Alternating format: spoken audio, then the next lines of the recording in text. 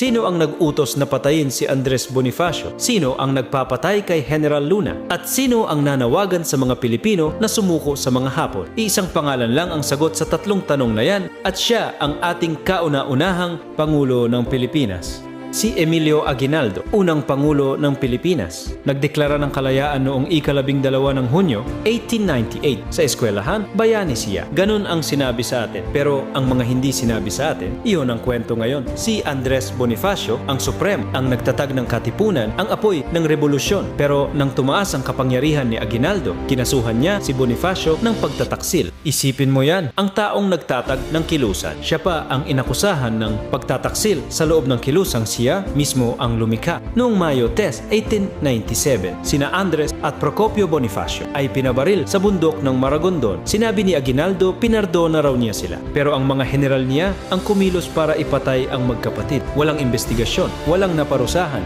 at si Aguinaldo naging Pangulo. Susunod, si General Antonio Luna, pinaka-brilliant na general ng unang republika. Siya ang humarang sa mga Amerikano ng paulit-ulit. Habang naglalaban si Luna, ang Pilipinas ay may pag-asa. Pero noong Hunyo 5, 1899, dumating si Luna sa Cabanatuan para makipagkita kay Aguinaldo. Wala si Aguinaldo. Sa halip, naghintay ang mga loyalista. Sinaksak si Luna binaril ng paulit-ulit. Namatay siya sa loob ng palasyo ng Republika. Ang bansang siya mismo ay naglalaban para iligtas. Walang investigasyon, walang naparusahan. At tandaan, sa politika, ang katahimikan ng pinuno ay salitari. Noong 1897, nag-usap si Aguinaldo at ang mga Espanyol. Ang deal, susuko siya, aalis sa bansa at ibibigay ng mga Espanyol ang 800,000 pesos. At ginawa niya, pumunta sa Hong Kong kasama ang pera habang namamatay ang mga katipunero para sa kalayaan. Ang leader ng revolusyon ay nasa ibang bansa. May malaking pera sa bulsa. Dokumentado ito, hindi alegasyon. At ito ang pinakamasakit. Nang sakupin ng Japan ang Pilipinas sa ikalawang digmaang pandaigdig,